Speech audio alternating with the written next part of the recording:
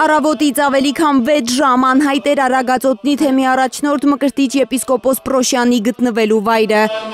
Ոչինչ հայտնի չէր նրա ճակատագրի մասին։ Միայն աշխատանքային օրվա ավարտին մոտ եւ միայն ՄԻԲ գրասենյակի միջոցով փաստաբաններին հաջողվեց պարզել կենտրոն քննչականում է Սրբազանը։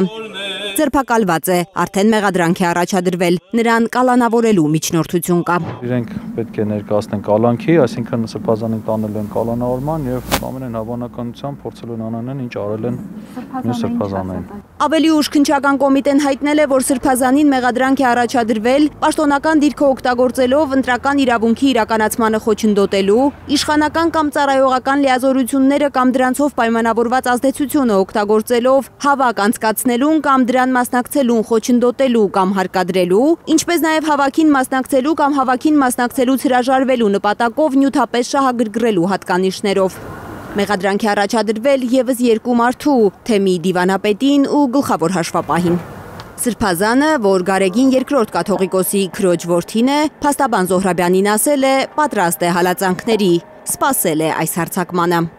Այս 2 մեղադրանքներն են, որը մեր գնահատմամբ շինծու են։ Եկեղեցին բոլորինն է։ Սրբազանի դեմ հետապնդումը կապ ունի հանրային հեռուստաընկերության եթերում Հովհաննա վանքի հոգևոր հովիվ Տեր Արամի հայտարարությունների հետ։ Մենք արդեն ասեցինք։ Նա ասել էր, թե ընդդիմության հավաքներին մասնակցել է Վերադասի, այսինքն Արագածոտնի թեմի առաջնորդ Տեր Մկրտիչ եպիսկոպոս Պրոշյանի հրահանգով։ Բնականաբար Տեր Արամը ցուցմունք է տվել, պարզոր ցուցմունք է տվել եւ իր ցուցմունքն այս ամբողջ գործընթացի հաղորդում չի եղել։ Դե հաղորդում չի եղել, բայց վստահ եմ, որ նա ցուցմունք տվել է։ Հասկացա, որ Առավոտյան, երբ նոր էր հայտնի դարձել աղմկոտ ձերբակալությունների մասին, Տեր Արամը Հայլուրի թղթակցին վստահեցրել էր, թե առաջին անգամ է այդ մասին լսում։ Դրանից եմ տեղեկանում, ճիշտ ասած, որ նման բան ա եղել։ Տեղյակ չեք, որ խուզարկել են ձեր Սրբազանի, ձեր թեմի առաջնորդի։ Դե այդ մասով կարծում եմ չի ստում, այդ բանը տեղեկանում, բայց վստահ եմ ինքը ցուցմունքներ է տվել։ Ավելի ուշ Ազատության տեսախցիկի առաջ է հայտնվել Տեր Արամը։ Ձեր կամքին հակառակ։ Չի զղջում, որ հանրայինի եթերում իր արած հայտարարությունները մեծ սկանդալ են պայթեցրել եկեղեցու շուրջ։ Կարծում եմ պիտի քննվի, ինչու պիտի քննվի, որովհետև եթե եղել է ազատության նկատմամբ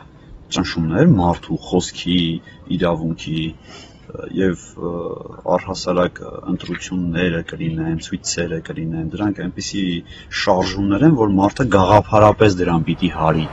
Իրազեկ քաղաքացիների միավորում հասարակական կազմակերպությունն է հաղորդում ներկայացրել դատախազություն, պահանջել քննել հավաքին մասնակցել պարտադրելու մասին Տեր Արամ քահանայի հայտարարությունները։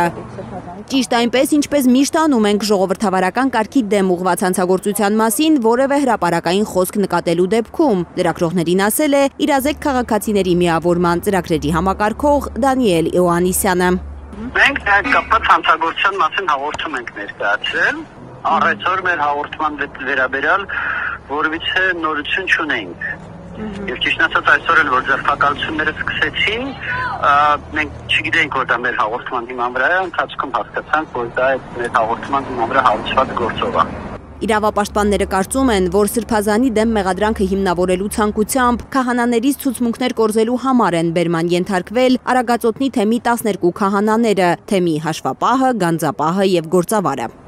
Իրավապահների տեսադաշտում հայտնված հոգևորականների եւ թեմի աշխարհիկ աշխատակիցների թիվը երեկոյան կարողացել է ամբողջացնել ու հրապարակել Մայրաթոռը։ Ըստ հայտարարության, օրենքի կոպտագույն ոտնահարմամբ ծածուկ է պահվել Արագածոտնի թեմի առաջնորդի ու 5 քահանաների գտնվելու վայրը։ Նրանք զրկված են եղել իրավական աջակցություն ստանալու որևէ հնարավորությունից։